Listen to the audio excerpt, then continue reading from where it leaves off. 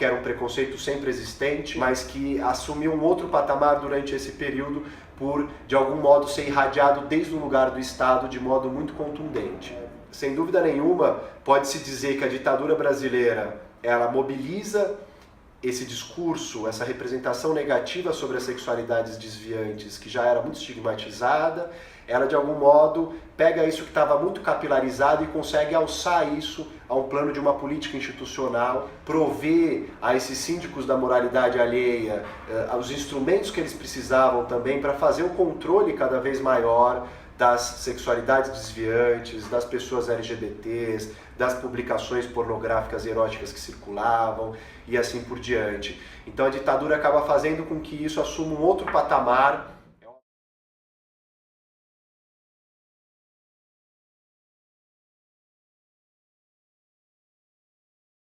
Oi, dá aqui uma entrevistinha pra gente.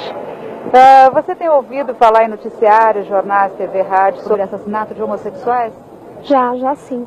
E o que você pensa disso? Eu acho que tem mais é que assassinar mesmo. É a favor que mate. Que matar. Mas o que você acha de toda essa violência, esse comportamento que está havendo contra ele? Acho que tá certo. Você acha certo? Por quê? O homem nasceu pra ser homem, vai ficar virando. Aí não dá, não. Mas especificamente contra eles, o que você pensa? Eu tenho muito contra eles. Tenho muita coisa contra eles. Eu acho que eles estão poluindo a cidade de São Paulo. Eu acho que não deveria existir homossexual.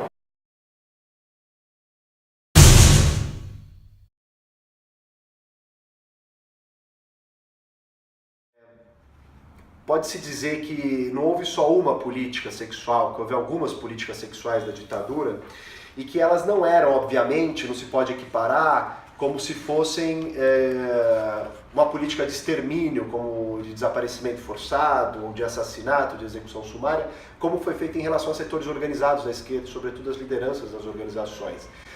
Houve um certo circuito contravencional que buscava identificar esses comportamentos desviantes nas ruas, nas letras musicais, nas peças teatrais, nos programas televisivos e de algum modo controlar a exposição pública dessa imagem e dessas sexualidades desviantes.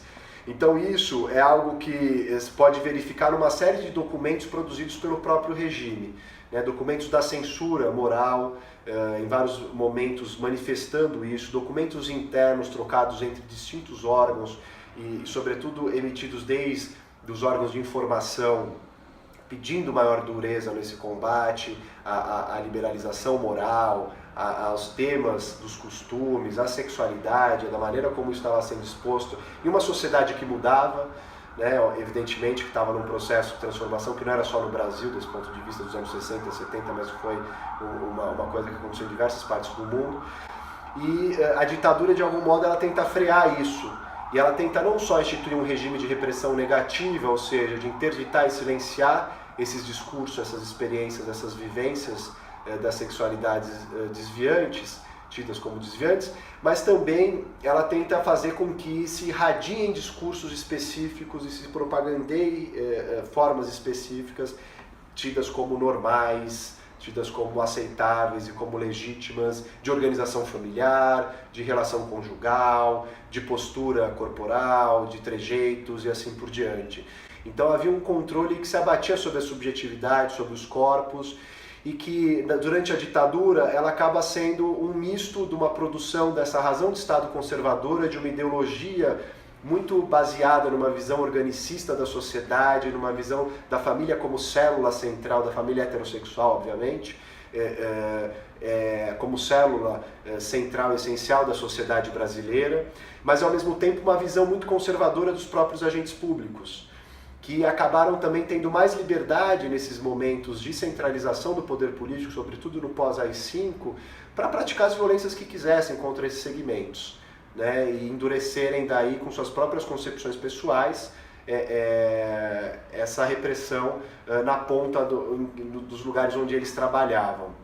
Então, sem dúvida nenhuma, pode-se dizer que a ditadura brasileira ela mobiliza esse discurso, essa representação negativa sobre as sexualidades desviantes, que já era muito estigmatizada, ela de algum modo pega isso que estava muito capilarizado e consegue alçar isso a um plano de uma política institucional, consegue prover a esses síndicos da moralidade alheia os instrumentos que eles precisavam também para fazer o controle cada vez maior das sexualidades desviantes, das pessoas LGBTs, das publicações pornográficas eróticas que circulavam e assim por diante. Então a ditadura acaba fazendo com que isso assuma um outro patamar. É óbvio que era um preconceito sempre existente, mas que assumiu um outro patamar durante esse período por, de algum modo, ser irradiado desde o lugar do Estado de modo muito contundente.